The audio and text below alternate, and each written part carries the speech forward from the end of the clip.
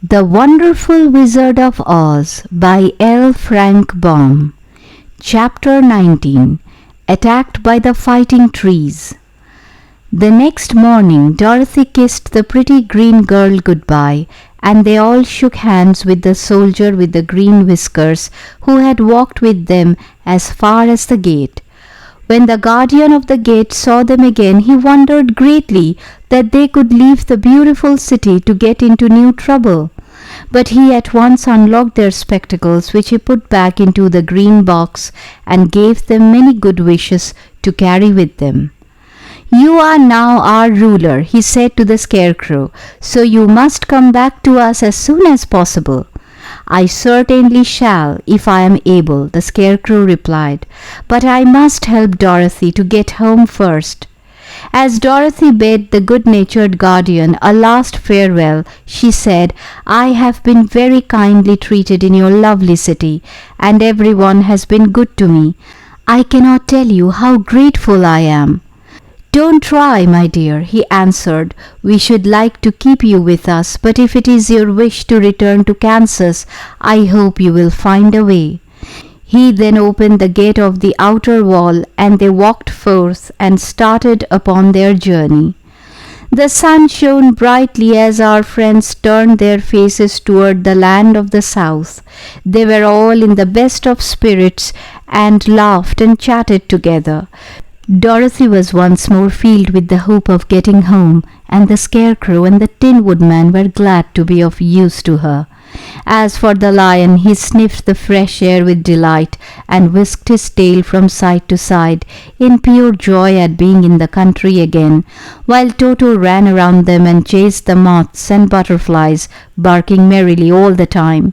"City life does not agree with me at all," remarked the lion, as they walked along at a brisk pace. "I have lost much flesh since I lived there, and now I am anxious for a chance to show the other beasts how courageous I have grown."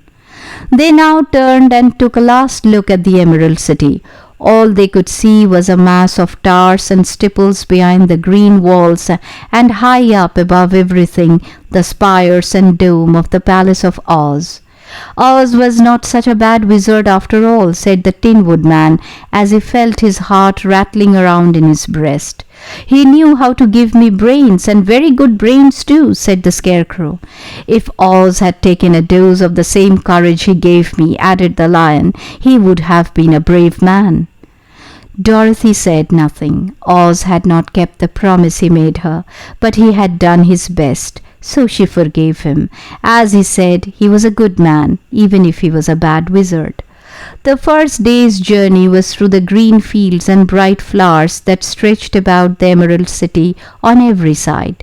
They slept that night on the grass with nothing but the stars over them, and they rested very well indeed. In the morning they travelled on until they came to a thick wood. There was no way of going around it, for it seemed to extend to the right and left as far as they could see, and besides they did not dare change the direction of their journey for fear of getting lost. So they looked for the place where it would be easiest to get into the forest. The Scarecrow, who was in the lead, finally discovered a big tree with such wide spreading branches that there was room for the party to pass underneath. So he walked forward to the tree, but just as he came under the first branches, they bent down and twined around him, and the next minute he was raised from the ground and flung headlong among his fellow travellers. This did not hurt the Scarecrow, but it surprised him, and he looked rather dizzy when Dorothy picked him up. "Here is another space between the trees," called the lion. "Let me try it first," said the Scarecrow, "for it doesn't hurt me to get thrown about." He walked up to another tree as he spoke, but its branches immediately seized him and tossed him back again. "This is strange," exclaimed Dorothy. "What shall we do? The trees seem to have made up their minds to fight us and stop our journey," remarked the lion. "I believe I will try it myself," said the woodman, and shouldering his axe he marched up to the first tree that had handled the Scarecrow so roughly. When a big branch bent down to seize him, the woodman chopped at it so fiercely that he cut it into two. At once the tree began shaking all its branches as if in pain, and the Tin Woodman passed safely under it. "Come on," he shouted to the others. "Be quick." They all ran forward and passed under the tree without injury, except Toto, who was caught by a small branch and shaken until he howled. But the Woodman promptly chopped off the branch and set the little dog free. The other trees of the forest did nothing to keep them back, so they made up their minds that only the first row of trees could bend down their branches, and that probably these were the policemen of the forest, and given this wonderful power in order to keep strangers out of it. The 4 travelers walked with ease through the trees until they came to the farther edge of the wood.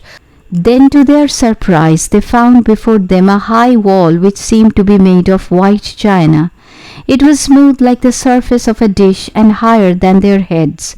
"What shall we do now?" asked Dorothy. "I will make a ladder," said the Tin Woodman, "for we certainly must climb over the wall."